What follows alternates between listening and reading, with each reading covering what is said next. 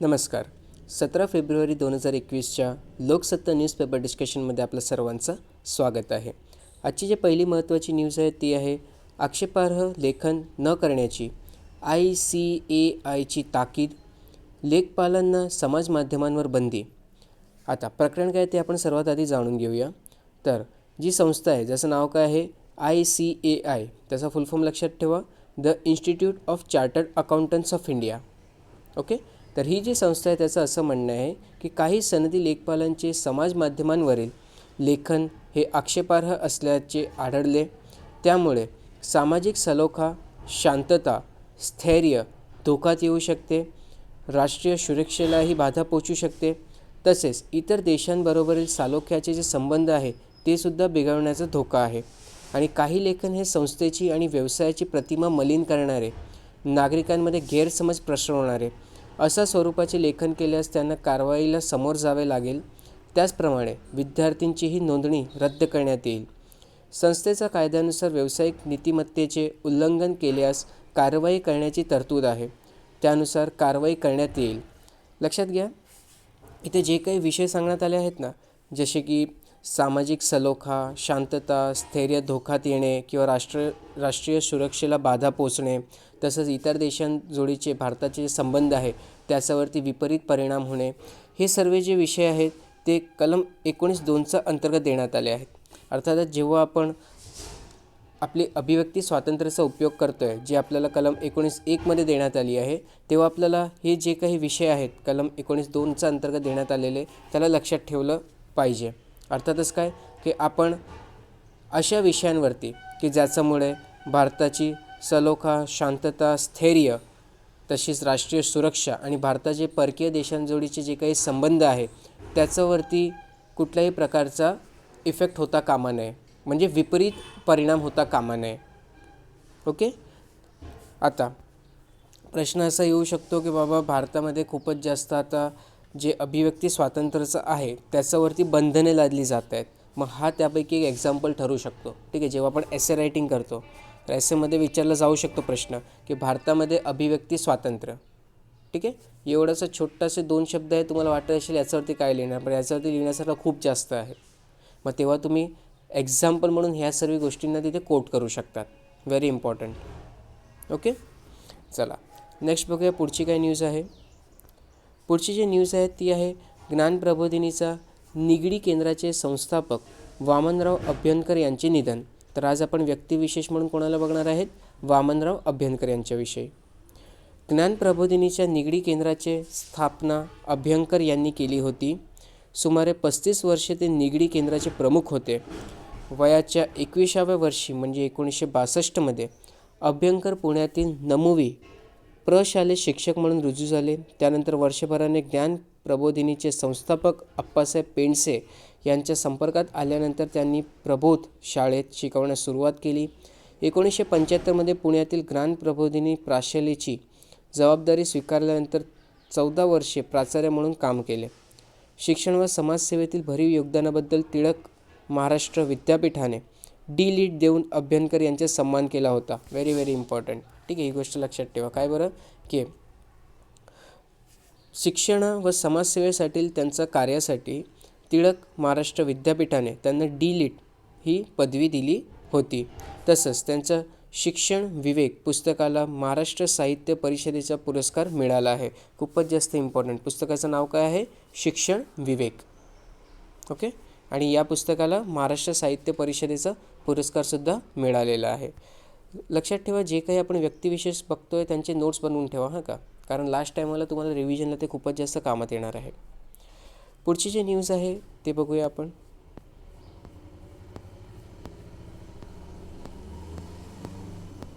पुढे व्यक्तिविशेष म्हणून आज आपण पुन्हा न्यायाधीश PB सावंतविषयी माहिती घेणार आहोत. परवाच्या डिस्कशनमध्ये आपण घेतलीच होती त्यांच्याविषयी माहिती. आता अजून थोडीशी माहिती आपण आजसुद्धा घेऊया. तर लक्षात ठेवा, PB सावंत जे होते त्यांनी एल्गार परिषदेचं आयोजन केला होता. राज्याचा विधानसभांचे पावित्र्य जपणाऱ्या बोम्मई निकालाचे लेखकही होते ते. मंडल आयोगाचा अंमलबजावणीवर वाद उभा राहिला असता क्रिमिलेअरचे तत्त्व पाळले गेलेच पाहिजे हे न्यायासनावरून सांगण्यात त्यांनी कसूर केली नव्हती आणि पुढे मराठा आरक्षणाची मागणी कायद्याच्या चौकटीत बसवायची असेल तर मराठ्यांचे पुरेसे ओबीसीकरण झालेले आहे का हे तपासावे लागेल, अशी स्पष्ट भूमिकाही त्यांनी मांडली होती. ठीक आहे, तर लक्षात ठेवा कुठे कुठे त्यांनी स्वतःचं भूमिका मांडल्या होत्या. तर बोमई निकाल, बोमई केस, त्यानंतर मंडल आयोगचा क्रिमिलेअर विषयीचा जे काही निवाडा होता त्याच्या अंतर्गत, आणि मराठा ओबीसी. ओके, याच न्यायप्रियतेतून 2002मध्ये माजी न्यायमूर्ती VR कृष्ण अय्यर आणि न्यायाधीश हॉसबेट सुरेश यांच्यासह कन्सर्न्ड सिटिझन्स ट्रायब्युनलमध्ये ते सहभागी झाले होते. गुजरातभरच्या दंगली आणि त्याआधीचे गोधरा जळतीकांड याविषयीची चौकशी या बिगर सरकारी समितीने 2094 साक्षी नोंदवून अत्यंत शिस्तबद्धपणे केली होती. ठीक आहे, तर लक्षात ठेवा हे महत्त्वाचं काय आहे, तर कन्सर्न सिटिझन ट्रायब्युनल जे होते त्याच्यामध्ये त्यांचा सहभाग होता. ओके, तसंच त्यांनी गोधरा जळतीकांड जे होता त्याच्यामध्ये सुद्धा स्वतःची साक्ष नोंदवली होती. ओके, पुढे त्यांचं जे म्हणूया ना आपण एक जीवनविषयी थोडीशी माहिती दिली गेली आहे. ओके, तर ते सुद्धा आपण वाचून घेऊया. गुजरातचे तत्कालीन मंत्री आणि पुढे मॉर्निंग वॉकला गेले असता जीव गमावलेल्या हरेन पंड्या यांनी गोधराची बातमी आल्यावर हिंदूंचा संताप रोखू नका असे आदेश मुख्यमंत्र्यांच्या बैठकीनंतर पोलिसांना देण्यात आले, असे या समितीत सांगितले होते. सरकारी समितीवरही न्यायाधीश सावंत यांनी निरपेक्षपणे काम केले. अण्णा हजारे यांनी आरोप केलेल्या सुरेश जैन, नवाब मलिक, पद्मसिंह पाटील आणि विजयकुमार गावित या 4 मैत्र्यांपैकी गावित सोडून तिघांना महाराष्ट्र सरकारने नेमलेल्या न्यायाधीश सामंत समितीने दोषी ठरवले आणि मलिक यांना त्यावेळी पद सोडावेही लागले होते. शाह फुले आंबेडकरांची वैचारिक परंपरा मानणारे जे शेकडो कार्यकर्ते महाराष्ट्रात आहेत त्यांना न्यायाधीश सावंत यांचा आधार वाटे. मात्र एल्गार परिषदेशी आमचा संबंध जरूर होता पण अटक झालेल्यांची नव्हे, अशी साफ भूमिका घेऊन सामाजिक क्षेत्रातील जहालांचे लिप्ताडे कितपत वागवावे या वास्तुपाठही त्यांनी दिला होता. त्यांची एक पुस्तक होती खूपच महत्त्वाची, काय बरं, ग्रामर ऑफ डेमोक्रेसी. ठीक आहे, तर न्यायाधीश सावंत यांची निष्ठा किती सखोल होती याची साक्ष ग्रामर ऑफ डेमोक्रेसी या त्यांच्या ग्रंथातून पटतेच. ठीक आहे, तर लक्षात ठेवा पुस्तकाचं नाव काय, ग्रामर ऑफ डेमोक्रेसी. हे व्हेरी व्हेरी इम्पॉर्टंट. ठीक आहे, अशावरती प्रश्न येऊ शकतात की ग्रामर ऑफ डेमोक्रेसी जे आहे हे पुस्तक खालीलपैकी कोणी लिहिलेलं आहे, तर लक्षात ठेवा प्राध्यापक PB सावंत यांनी. ओके, बघूया पुढची न्यूज काय आहे.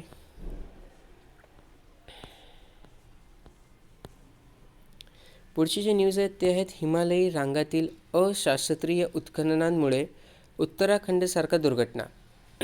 ठीक आहे, तर जे भारतीय भूगर्भशास्त्री सर्वेक्षण आहे त्याच्या खात्यातील एक माजी अधिकाऱ्यांनी हे साक्ष दिली आहे की हिमालयात रांगातील जे अशास्त्रीय उत्खनन होतं आहे त्यामुळे उत्तराखंडसारख्या दुर्घटना घडत आहेत आणि पुढे सुद्धा हे घडू शकत आहेत. ओके, तर जेव्हा आपल्याला डिझास्टर या विषयावरती लिहायला सांगितलं तर तेव्हा मॅन मेड डिझास्टर असतात. काय बरं, मॅन मेड डिझास्टर जे असतं त्याच्या अंतर्गत आपण हे एक्झाम्पल जे आहे त्याला कोट करू शकतो की हिमालय रांगातील अशास्त्रीय उत्खननांमुळे, कारण उत्खनन जे आहे ते कोणामुळे होतं तर ते मानवामुळे होतं, म्हणजे मानवी स्वरूपाचे उत्खननसुद्धा असते. ओके, तर त्याच्या कारणामुळे अशा प्रकारची दुर्घटना घडू शकतात. ठीक आहे, तर हे आपण बघितलं की उत्तराखंडमध्ये जे काही झालं होतं त्याचं मागचं कारण काय होतं. नेक्स्ट जे आहे ते तांदूळ निर्यातीत भारताचं पहिला. ठीक आहे, तांदूळ निर्यातीत भारत पहिल्या नंबरवरती आला आहे. कारण काय ते सुद्धा आपण बघून घेऊ. तर देशात यंदा तांदळाचे विक्रमी उत्पादन झाले असून 2020-2021 या आर्थिक वर्षात आतापर्यंत तांदळाचे उत्पादन 12 कोटी टनांवर गेले आहे. यंदाही भारतात 2,81,00,000 टन एवढा तांदूळ साठा शिल्लक आहे, अशी माहिती फेडरेशन ऑफ असोसिएशन ऑफ महाराष्ट्राचे वरिष्ठ उपाध्यक्ष आणि मार्केट यार्डातील जयराज आणि कंपनीचे संचालक राजेश शाह यांनी दिले आहे. ठीक आहे, तर भारतामध्ये जे प्रोडक्शन होतं आहे तांदळाचा, ओके, तर त्याची स्वतःची जे काही गरज आहे ते पुरवण्यापेक्षाही कितीतरी पटीने जास्त होतं आहे आणि त्यामुळे काय होतं आहे, जे जास्तीचा जो तांदूळ आहे त्याला आपण निर्यात करतो. ओके, आणि त्यामुळे आता काय झालेलं आहे तर भारत जे आहे ते निर्यातीत 1 नंबरवरती पोचलेलं आहे. त्यांनी चायनाला ओव्हरकम केलं आहे. ओके, जगाच्या तुलनेत बघूया आपण पाऊस तसेच अनुकूल हवामानामुळे उत्तरेकडील राज्यात तांदळाची लागवड मोठ्या प्रमाणावर झाली आहे. संपूर्ण जगभरात यंदा तांदळाचे उत्पादन 50,31,00,000 टन एवढे झाले आहे. भारतात 2018-19 या आर्थिक वर्षात तांदळाचे उत्पादन 11,64,00,000 टन एवढे झाले होते. 2019-20मध्ये 11,84,00,000 टन एवढे उत्पादन झाले होते. ठीक आहे, नंबर एवढा काही लक्षात ठेवायची गरज नाही आहे. फक्त 2019-20मध्ये काय होतं आपलं प्रोडक्शन तेवढं लक्षात ठेवा. ओके, तर ते होतं 11,84,00,000 टन. ओके, आता आपण बघून घेऊ थोडीशी माहिती तांदळ या पिकाविषयी. तर लक्षात ठेवा, तांदळ हे जे पीक आहे त्याला 22 ते 32 डिग्री सेंटीग्रेड एवढा तापमानाची गरज असते आणि जे हवामान आहे त्याच्यामध्ये खूपच जास्त प्रमाणात आर्द्रता असली पाहिजे. आर्द्रता अर्थातच काय, तर ह्युमिडिटी. ओके, पाऊस जे आहे ते 150 ते 300 सेंटीमीटर एवढं असलं पाहिजे आणि त्याच्यासाठी जे सॉईल टाईप पाहिजे ते डीप क्ले सॉईल आणि लोमी सॉईल पाहिजे. ओके, कुठली सॉईल पाहिजे, जे गाळाची मृदा असते ना, डीप क्ले सॉईल आणि लोमी सॉईल, तर तशी सॉईल जी आहे ती याच्यासाठी तांदळाच्या पिकासाठी उपयुक्त असते. ओके, आता टॉप प्रोड्युसिंग स्टेट्स कुठले आहेत, कुठल्या राज्यांमध्ये सर्वात जास्त प्रोडक्शन होते तांदळाचं, तर लक्षात ठेवा वेस्ट बेंगॉल सर्वात 1 नंबरवरती आहे तो वेस्ट बेंगॉल, त्यानंतर पंजाब, त्यानंतर उत्तर प्रदेश, त्यानंतर आंध्र प्रदेश आणि त्यानंतर बिहार. ठीक आहे, तुम्हाला विचारलं जाऊ शकतात की सर्वात जास्त उत्पादन करणारं राज्य, तांदळाचं उत्पादन करणारं राज्य कुठलं आहे भारतामध्ये, तर तो वेस्ट बेंगॉल. आणि क्रमानुसार लावा हाचा सुद्धा प्रश्न येऊ शकतो. मग पहिले टॉप 5 राईस प्रोड्युसिंग स्टेट्स जे आहेत त्यांना लक्षात ठेवणे गरजेचं आहे. ओके, आता लक्षात ठेवा भात जे आहे किंवा तांदूळ जे आहेत ते भारताचे एक स्टॅपल क्रॉप आहे. स्टॅपल क्रॉप अर्थातच काय, तर प्रत्येक नागरिक आणि प्रत्येक राज्यामध्ये हा जे एक तांदूळ आहे त्याचा लोक उपभोग करतात. ओके, आणि ते प्रत्येक लोकांचं ताटामध्ये आपल्याला बघायलाच भेटतो, त्यामुळे त्याला आपण काय म्हणतो, स्टॅपल क्रॉप म्हणतो. आजपर्यंत भारत जे होता ते तांदळाचं प्रोडक्शनमध्ये, ठीक आहे, लक्षात ठेवा निर्यातीमध्ये म्हणजे एक्सपोर्टमध्ये भारत आता 1 नंबरवरती आला आहे. एक्सपोर्टमध्ये 1 नंबरवरती आहे. ठीक आहे, परंतु प्रोडक्शनमध्ये अजूनसुद्धा 2ऱ्या नंबरवरतीच आहे. 1 नंबरवरती कोण आहे मग, तर ते चायना आहे. परंतु एक्सपोर्टमध्ये भारत जो आहे तो आता 1 नंबरवरती आहे. ओके, आणि प्रोडक्शनमध्ये 2ऱ्या नंबरवरती आहे. आता आपण म्हणतो की तांदूळ जे आहेत ते वर्षांना 2 वेळा घेतला जातो. ठीक आहे, एक खरीफमध्ये आणि दुसरं जे आहे ते आपलं रावी सीजनमध्ये. परंतु लक्षात ठेवा वेस्ट बेंगॉल, आसाम आणि ओडिसा जे आहे तिथे पॅडी जे आहे ते एका वर्षामध्ये 3 वेळा घेतलं जातो. ठीक आहे, आणि त्यांना आपण ओस, अमान आणि बोरो म्हणतो. ठीक आहे, 3 त्याचे प्रकार आहेत.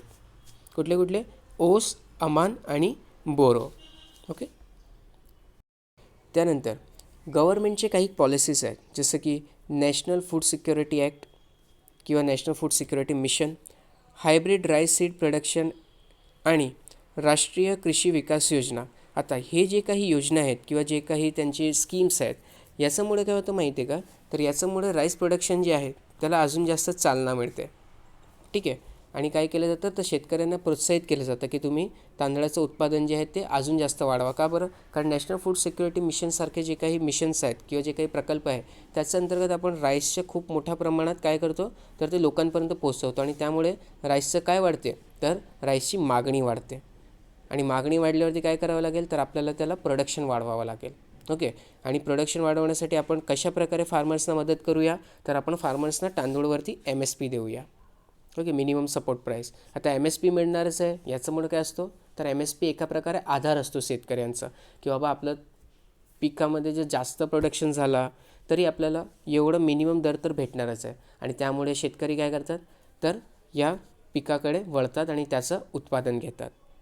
ओके, तर इथे आपण माहिती घेतली कशाविषयी, राईसविषयी, अर्थातच तांदूळविषयी. पुढचे जे न्यूज आहेत ते आहेत पूजा चव्हाण आत्महत्या प्रकरणात राष्ट्रीय महिला आयोगाला अहवाल. ठीक आहे, पूजा चव्हाण कोण आहे, आत्महत्या प्रकरण काय आहे, त्याच्याशी आपल्याला काही घेणं देणं नाही आहे. आपल्याला घेणं देणं आहे ते म्हणजे राष्ट्रीय महिला आयोगविषयी. तर आपण थोडीशी माहिती आज राष्ट्रीय महिला आयोगचं विषय घेऊ. लक्षात ठेवा राष्ट्रीय महिला आयोग जे आहेत ते national commission for women's act 1990. कुठलं बरं, national commission for women's act, अर्थातच राष्ट्रीय महिला आयोग कायदा 1990 याच्या अनुसार राष्ट्रीय महिला आयोगाची निर्मिती करण्यात आली आहे. ओके, आता हा जो कायदा आहे कुठला बरं, राष्ट्रीय महिला आयोग कायदा 1990, याच्या अंतर्गत 5 चॅप्टर आहे आणि 17 सेक्शन्स आहेत. ठीक आहे, लहान सहान गोष्टी आहे, फॅक्च्युअल्स आहेत, लक्षात ठेवावे लागतील. आता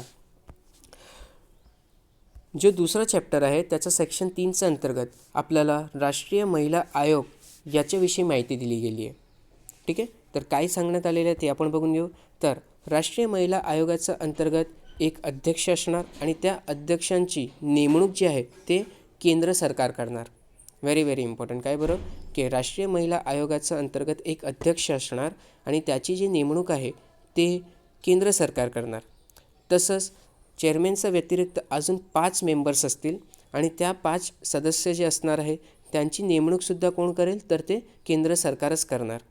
ओके, परंतु लक्षात ठेवा हे जे 5 मेंबर असणार आहे त्यांच्यासाठी काही क्रायटेरिया ठेवण्यात आले आहेत. ओके, अर्थातच काय क्रायटेरिया ठेवण्यात आलेले आहे, तर त्यांना कायदा याचा अंतर्गत चांगला असा अनुभव असला पाहिजे. त्यानंतर जे ट्रेड युनियन असतात त्याचा अनुभव असला पाहिजे, किंवा म्हणजे इंडस्ट्रीमध्ये जे विमेन्स काम करत आहेत. ओके, तर तिथे ते इंडस्ट्रीचं मॅनेजमेंट कसं करता येईल, तर इंडस्ट्रीयल मॅनेजमेंटविषयी त्यांना अनुभव असला पाहिजे, किंवा जे इतर विमेन्स रिलेटेड जे काही ऑर्गनायझेशन्स आहेत त्याच्यामध्ये त्यांनी काम केलं असावं किंवा त्याचा अनुभव त्यांना असलं पाहिजे. तसंच जे इकॉनॉमिक डेव्हलपमेंट आहे, आरोग्य, शिक्षण, सोशल वेलफेअर या विषयापैकी कुठल्याही विषयावरती त्यांना भरपूर असं नॉलेज असलं पाहिजे किंवा अनुभव असला पाहिजे. तर असं अनुभव असणारी एखादी व्यक्तीला आपण काय करणार आहोत, तर राष्ट्रीय महिला आयोगचे सदस्य म्हणून नेमणूक करणार. ठीक आहे, टोटल किती, टोटल 5 आहे. ओके, 5 सदस्य असले पाहिजे आणि एक चेअरमॅन असले पाहिजे. आता पुढे आपण बघणार आहोत, तर हे जे काही चेअरमॅन आहेत त्यापैकी कमीत कमी हे जे काही सदस्य आहेत, ठीक आहे, चेअरमॅन, एक चेअरमॅन आणि 5 सदस्य. मग हे जे काही सदस्य आहेत त्यांच्यापैकी एक व्यक्ती हे शेड्यूल कास्ट किंवा मग एक व्यक्ती शेड्यूल कास्टचे आणि एक व्यक्ती शेड्यूल ट्राईबचे असलं पाहिजे. ठीक आहे, काय सांगितलं मी, की कमीत कमी एक व्यक्ती, टोटल 6 झाले ना, तर टोटल 6पैकी कमीत कमी एक व्यक्ती हे शेड्यूल कास्टचा आणि एक व्यक्ती हे शेड्यूल ट्राईबचं असणे गरजेचं आहे. ठीक आहे, मॅन्डेटरी आहे ते. त्यानंतर राष्ट्रीय महिला आयोगाला गायडन्स देण्यासाठी किंवा त्यांचं कार्य बघण्यासाठी एक मेंबर सेक्रेटरी असणार आहे, ज्याची नेमणूकसुद्धा केंद्र सरकार करेल. ओके, आणि त्याच्यासाठी सुद्धा क्रायटेरिया आहे. काय बरं, की ते मॅनेजमेंट क्षेत्र किंवा मग ऑर्गनायझेशन स्ट्रक्चर या क्षेत्र किंवा मग सोशियोलॉजिकल मुवमेंट या क्षेत्रामध्ये ते पारंगत असावे. आणि दुसरे क्रायटेरिया काय आहेत, तर ते एक सिव्हिल सर्वंट असणार. अर्थातच काय, तर ऑल इंडिया सर्व्हिसेस UPSCच्या माध्यमातून जे IASचे जे अधिकारी असतात किंवा ज्यांनी गव्हर्नमेंटच्या अंतर्गत सिव्हिल पोस्टवरती काम केलं आहे त्यांची नेमणूक जी आहे ते मेंबर सेक्रेटरी म्हणून केली जाणार. ओके, त्यानंतर सेक्शन 4च्या विषयी आपण माहिती घेऊ. तर सेक्शन 4च्या अंतर्गत जे काही चेअरमन आणि सदस्य आहेत त्यांचा जे काही पदभार असणार आहे, ठीक आहे, किंवा मग आपण म्हणूया जे कार्यकाळ असणार आहे. ओके, कार्यकाळ जे असणार आहे त्याच्याविषयी माहिती दिली गेली आहे. तर लक्षात ठेवा सेक्शन 4च्या अंतर्गत काय सांगण्यात आलेलं आहे, की चेअरमॅन म्हणजे अध्यक्ष आणि सदस्य यांचा जे कार्यकाळ आहे ते 3 वर्षापेक्षा जास्त असता कामा नये. म्हणजे मॅक्झिमम ते किती वर्षापर्यंत अध्यक्ष किंवा सदस्य म्हणून राहू शकतात, तर ते 3 वर्षापर्यंत. ओके, त्यांना जर स्वतःला रिझाईन करायचं असेल तर ते केंद्र सरकारला संबोधून स्वतःचं राजीनामा देतात. ओके, त्यानंतर सेक्शन 5च्या अंतर्गत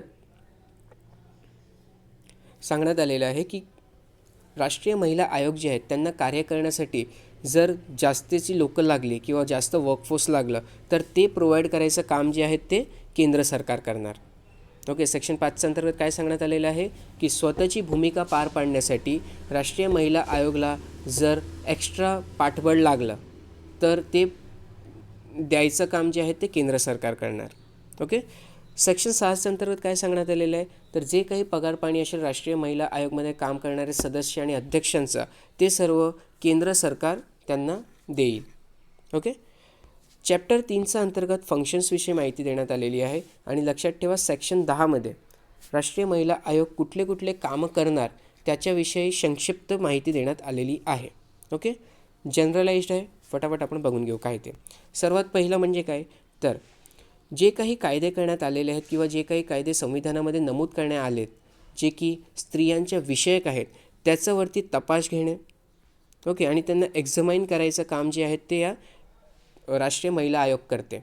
ओके, त्याच्यानंतर गव्हर्मेंट टाईम टू टाईम काही जर विषय हे राष्ट्रीय महिला आयोगकडे जर सोपवले असतील तर त्या विषयांवरती अध्ययन करणे आणि त्याच्या रिपोर्ट बनवून ते केंद्र सरकारला देणे हे सुद्धा काम बघते कोण बरं, तर राष्ट्रीय महिला आयोग. लक्षात ठेवा, महिलांचे विषयक जे काही कार्य असतील, ठीक आहे, किंवा जे काही इश्यू असेल तर ते सर्व राष्ट्रीय महिला आयोगकडे देण्यात येतात.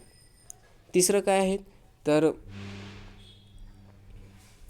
युनियन आणि स्टेट्सच्या अंतर्गत महिलांची परिस्थिती कशी आहे त्याच्यावरती रिपोर्ट बनवणे आणि तो रिपोर्ट जे आहे ते केंद्राला आणि जर राज्याशी रिलेटेड असेल तर राज्याला सबमिट करायचं काम जे आहे ते हे आयोग बघते.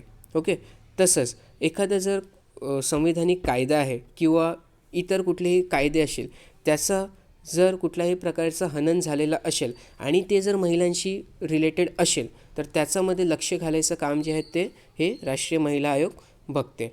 ओके, त्यानंतर कुठल्याही एरियामध्ये किंवा कुठल्याही राज्यामध्ये किंवा भारतामध्ये कुठेही जर विमेन्स राईट जे आहेत त्यांचा हनन झालेला असेल, म्हणजे महिलांचा जो अधिकार आहे त्याचा हनन झालेला असेल, किंवा आपल्याला डेव्हलपमेंट करायचं आहे आणि डेव्हलपमेंटमध्ये विमेन्सचा पार्टिसिपेशन पण आपल्याला गृहीत धरलंच पाहिजे, बरोबर. मग कशा प्रकारे महिलांचा इक्वल आपण डेव्हलपमेंट करू शकतो याच्याविषयी गायडन्स द्यायचं काम जे आहे ते सुद्धा राष्ट्रीय महिला आयोग करते. अर्थातच काय तर जेव्हा पॉलिसी मेकिंग करतो आपण की महिलांचा आपल्याला डेव्हलपमेंटसाठी जर एखादी आपण पॉलिसी बनवतो आहे किंवा आपण एखादी स्कीम बनवतो आहे तर कशा प्रकारे त्या स्कीमला आपण योग्य प्रकारे इम्प्लिमेंट करू शकूया किंवा कुठले असे फॅक्टर्स आहेत, कुठले असे विषय आहेत ज्यांना आपल्याला या पॉलिसीमध्ये जर ॲड केलं तर त्याचा फायदा महिलांना होईल, तर हे सर्व सरकारचं लक्षात घेऊन यायचं काम किंवा आणून द्यायचं काम जे आहे ते हे महिला आयोग बघते.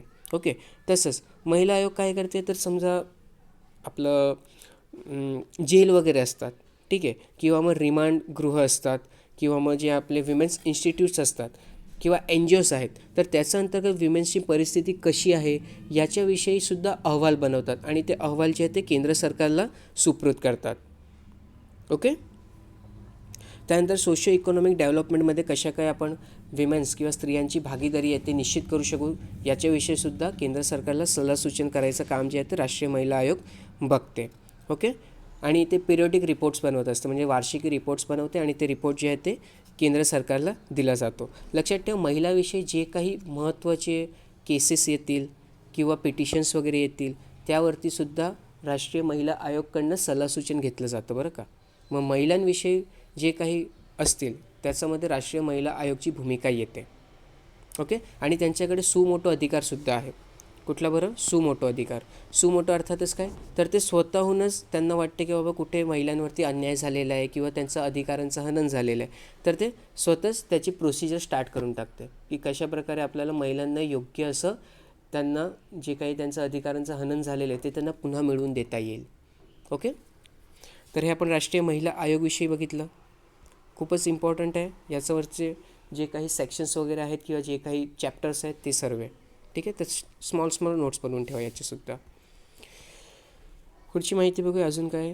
ओके, तर चॅपॉकवरती भारताने विजय मिळवलेला आहे, इंग्लंडला पण हरवलेला आहे, ठीक आहे. विचारेल प्रश्न आयोग नाही, चान्सेस नाही आहेत त्याचे.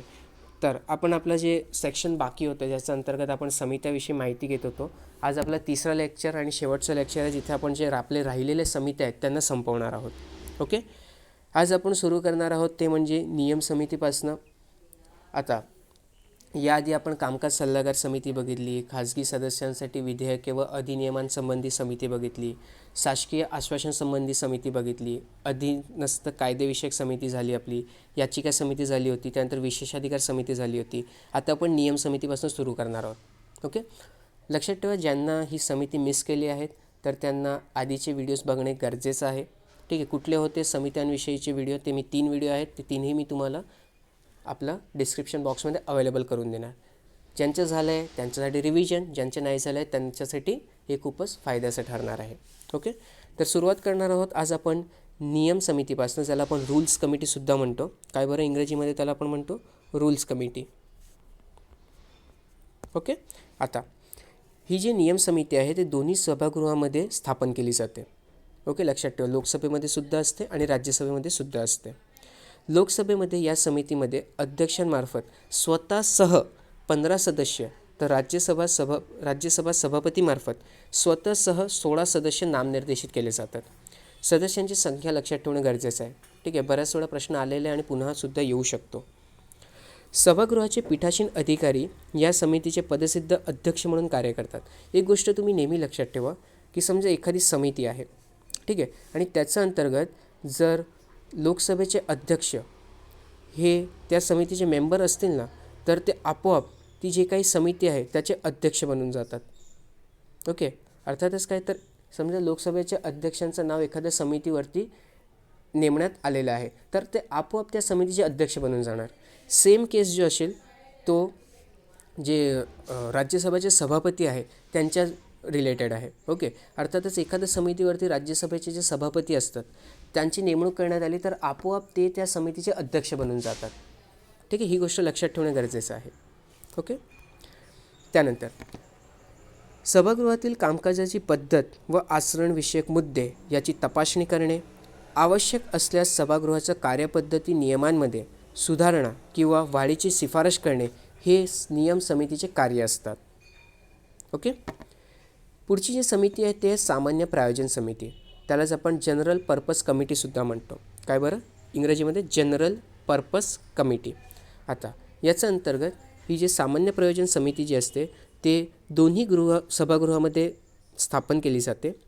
या समितीमध्ये सभागृहाचे पीठासीन अधिकारी, अध्यक्ष किंवा सभापती, उपाध्यक्ष किंवा उपसभापती, सभागृहाचे अध्यक्ष, पॅनलचे सदस्य, सभागृहाचे सर्व विभागीय स्थायी समितीचे अध्यक्ष, सभागृहातील मान्यताप्राप्त पक्षांचे व गटांचे नेते व पीठासीन अधिकाऱ्यांनी नामनिर्देशित केलेले इतर सदस्य यांचा समावेश असतो. ओके, बघा किती लोकांचा समावेश असतो याचा अंतर्गत, तर जे पीठासीन अधिकारी, अध्यक्ष किंवा सभापती, ठीक आहे, कोण कोण असतात ते लक्षात ठेवा या समितीमध्ये. अध्यक्ष किंवा सभापती, उपाध्यक्ष किंवा उपसभापती, सभागृहाचे अध्यक्षीय पॅनलचे सदस्य, सभागृहाचे सर्व विभागीय समितीचे अध्यक्ष, सभागृहातील मान्यताप्राप्त पक्षांचे व गटांचे नेते, पक्ष नाही आहे का, पक्ष आहे ते. ओके, पक्षांचे. ओके, पक्षांचे व गटांचे नेते व पीठासीन अधिकाऱ्यांनी नामनिर्देशित केलेले इतर सदस्य यांचा समावेश असतो. आता कार्य काय ते सुद्धा लक्षात घेऊया आपण. इतर कोणत्याही संसदीय समितीच्या कार्यक्षेत्रात न येणाऱ्या मुद्द्यांवर विचार व सल्ला देणे हे या समितीचे कार्य आहे. आणि सभागृहाचे पीठासीन अधिकारी जे असतात ते समितीचे पदसिद्ध अध्यक्ष म्हणून काम करतात.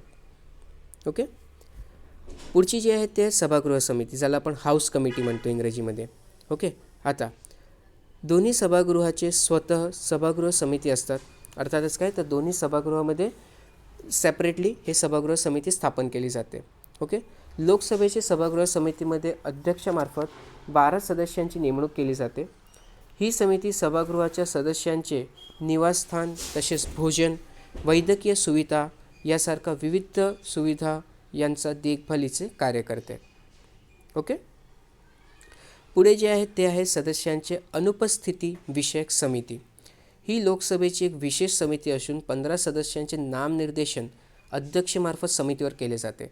ही समिती फक्त आणि फक्त लोकसभेतच आहे, राज्यसभेमध्ये ही समिती नाही आहे. ओके, तर लोकसभेमध्ये किती मेंबर्स असतात, 15 मेंबर असतात आणि त्यांचं नामनिर्देशन कोणामार्फत केलं जाते, तर लोकसभेच्या अध्यक्षामार्फत. राज्यसभेत ही समिती नसून याबाबतीची कार्य सभागृह समितीमार्फत पार पाडली जाते.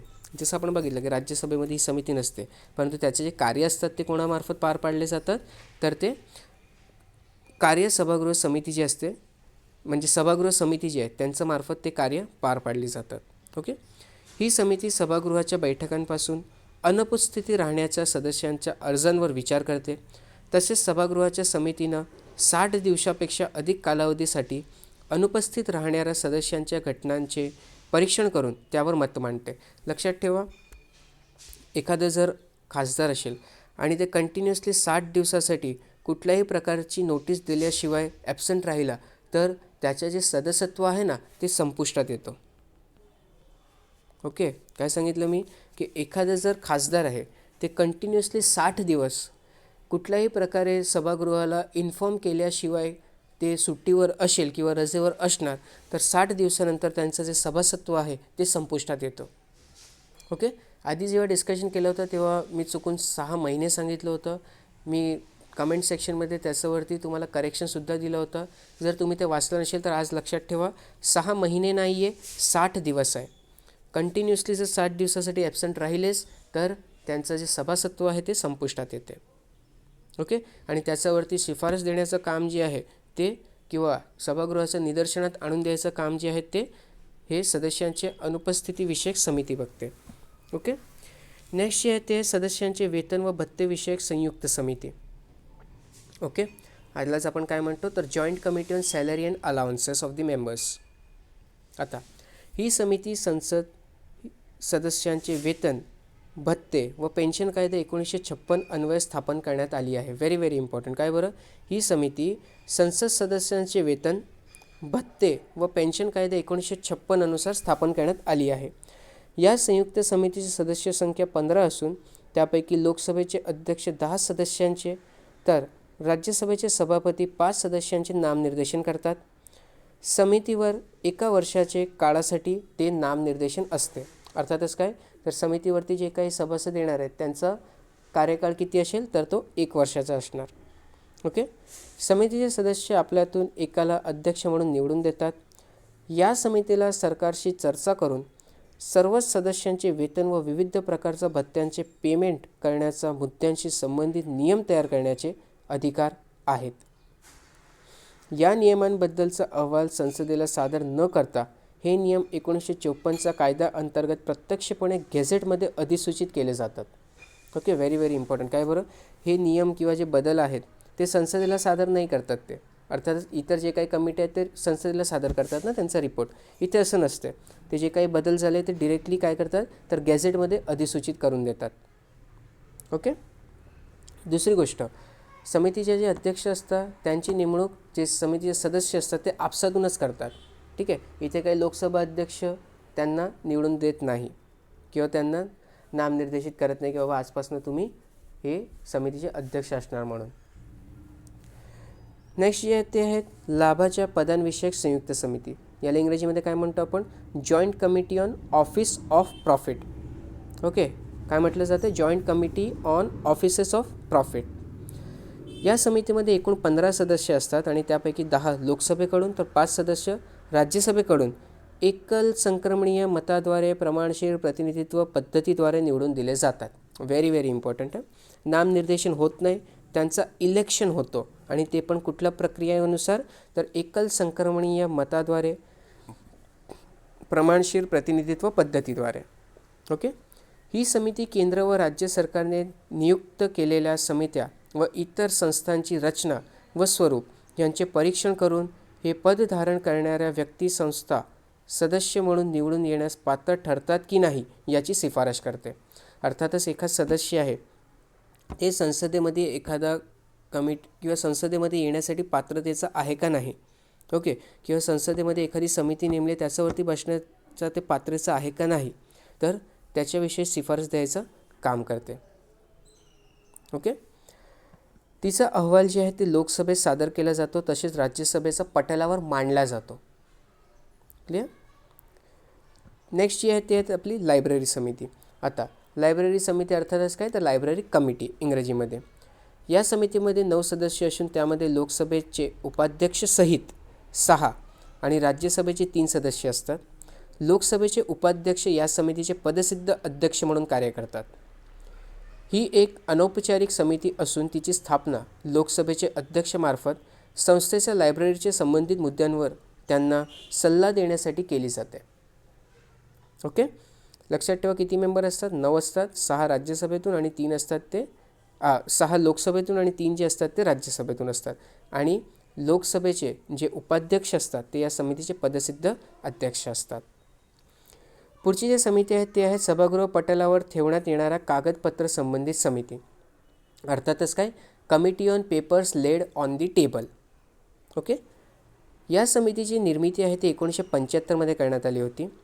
या समितीमध्ये लोकसभेच्या अध्यक्षामार्फत 15 सदस्य, तर राज्यसभेतील समितीमध्ये अध्यक्षामार्फत किंवा सभापतीमार्फत 10 सदस्य नामनिर्देशित केले जातात. ठीक आहे, लोकसभेमध्ये वेगळे, राज्यसभेमध्ये वेगळे. लोकसभेमध्ये किती? 15 सदस्य.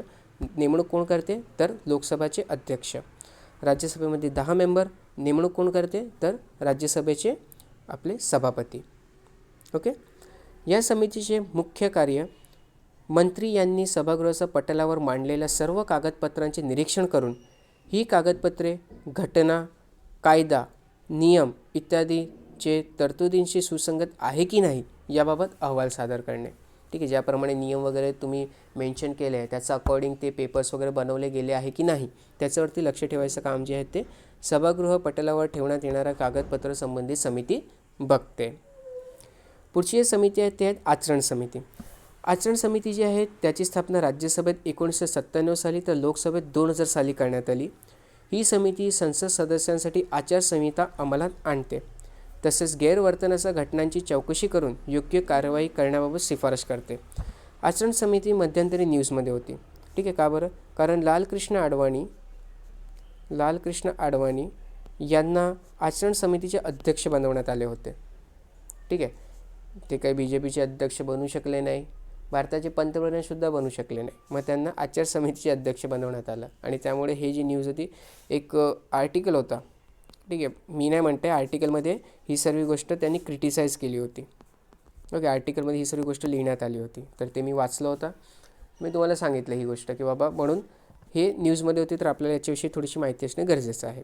तर लक्षात ठेवा, राज्यसभेमध्ये 1997 साली आणि लोकसभेमध्ये वर्ष 2000मध्ये आचरण समिती अर्थातच एथिक्स कमिटी याची स्थापना करण्यात आली. पुढची जी समिती आहे ती आहेत अनुसूचित जाती व जमाती कल्याण समिती. या समितीमध्ये एकूण 30 मेंबर असतात, त्यापैकी 20 हे लोकसभामधून येतात आणि जे 10 आहेत ते राज्यसभेमधून समितीवरती येतात. परंतु लक्षात ठेवा, लोकसभेमधनं जे 20 सदस्य येत आहेत ते एकल संक्रमणीय मताद्वारे प्रमाणशीर प्रतिनिधित्व पद्धतीने आणि 10 सदस्य जे राज्यसभामधून येत आहेत ते नामनिर्देशन या प्रक्रियेतून निवडले जातात. ठीक आहे, व्हेरी व्हेरी इम्पॉर्टंट. लोकसभेमध्ये एकल संक्रमणीय मताद्वारे प्रमाणशीर प्रतिनिधित्व पद्धतीचा उपयोग केला जातो आणि 20 सदस्य निवडले जातात आणि 10 सदस्य जे राज्यसभेमधून येत आहेत त्यांना सभापती हे नामनिर्देशित करतात. ओके, सर्व सदस्यांचा जे कार्यकाळ आहे ते 1 वर्षाचा असतो. तसंच मंत्री जे आहेत ते समितीचे सदस्य बनू शकत नाही. समितीचे सदस्यमधूनच एकाची निवड जी आहे ते समितीचे अध्यक्ष म्हणून लोकसभेचे अध्यक्षमार्फत केली जाते. ठीक आहे, लक्षात ठेवा, अध्यक्षांची नेमणूक जी आहे ती लोकसभेच्या अध्यक्षांमार्फत केली जाते. आता कार्य काय ते आपण बघून घेऊ या समितीचे. राष्ट्रीय अनुसूचित जाती आयोग व राष्ट्रीय अनुसूचित जमाती आयोग यांनी सादर केलेल्या अहवालाची तपासणी करणे व केंद्र शासनाने कोणत्या उपाययोजना कराव्यात यावर अहवाल सादर करणे, तसंच अनुसूचित जाती व जमातीच्या कल्याणाशी संबंधित सर्व मुद्द्यांचे परीक्षण करणे, जसे की घटनात्मक व वैज्ञानिक उपाययोजनांची अंमलबजावणी, कल्याण कार्यक्रमांचे कामकाज, हे सर्व बघायचं कार्य जे आहे ते कोण? अनुसूचित जाती व जमाती कल्याण समिती बघते. ओके, इंग्रजीमध्ये या समितीचं नाव आहे committee on welfare of SCs and STs. शेवटची जी आपली आजची समिती आहे ती आहेत महिला सबलीकरण विषयक समिती, अर्थातच committee on empowerment of women. Okay, इंग्रजीमध्ये काय आहे याचं नाव? Committee on empowerment of the women. ही समिती जी आहे ती 1997मध्ये स्थापन करण्यात आली. समितीची सदस्य संख्या 30 असते, त्यापैकी 20 सदस्य जे असतात ते लोकसभेच्या अध्यक्षांकडून आणि 10 सदस्य जे असतात ते राज्यसभेच्या सभापतींकडून नामनिर्देशित केले जातात. ओके, सदस्यांचा जे कार्यकाळ असतो ते 1 वर्षाचा असतो आणि सदस्यांपैकी एकाची जी नेमणूक आहे ते अध्यक्ष म्हणून केली जाते. आता याचं कार्य काय आहे तर राष्ट्रीय महिला आयोगाने सादर केलेल्या अहवालाचे निरीक्षण करून केंद्र सरकारने महिलांची स्थिती करण्यासाठी काय उपाययोजना करावे यासंबंधित शिफारस करणे, तसंच महिलांचा कल्याण कार्यक्रमांची अंमलबजावणीच्या कामावर अहवाल सादर करणे, हे जे काही कार्य आहेत ते या महिला सबलीकरण विषयक समितीच्या मार्फत केले जातात. ओके, तर आपण संसदीय समित्या तसेच कार्यकारी समिती अर्थातच कुठले तर पार्लमेंट कमिटीज आणि आपले कॅबिनेट कमिटीज. ठीक आहे, तर याच्याविषयी एकदम डिटेलमध्ये डिस्कशन्स घेतलेले आहेत. तुमचं काम आहे तुम्ही जे काही डिस्कशनच्या माध्यमातून नोट्स बनवले त्याला पुन्हा पुन्हा रिवाईज करणे. ज्याच्या माध्यमातून काय होईल तर हे जे काही गोष्ट आहे ते तुमचं लक्षात राहील. ठीक आहे. तर आजच्या न्यूज डिस्कशनमध्ये एवढीच महत्त्वाची माहिती होती, एवढीच महत्त्वाची न्यूज होते. तुम्हाला कुठल्याही प्रकारचं डाऊट असल्यावरती तुम्ही ते कमेंट सेक्शनमध्ये मेन्शन करू शकता. ओके. पेपरचे जे PDF आहेत ते आमच्या टेलिग्राम चॅनलवरती अवेलेबल होऊन जाईल आणि टेलिग्रामची लिंकसुद्धा मी तुम्हाला डिस्क्रिप्शन बॉक्समध्ये अवेलेबल करून देणारच आहे. ठीक आहे. तर घरी राहा, सुरक्षित राहा, शिकत राहा. धन्यवाद.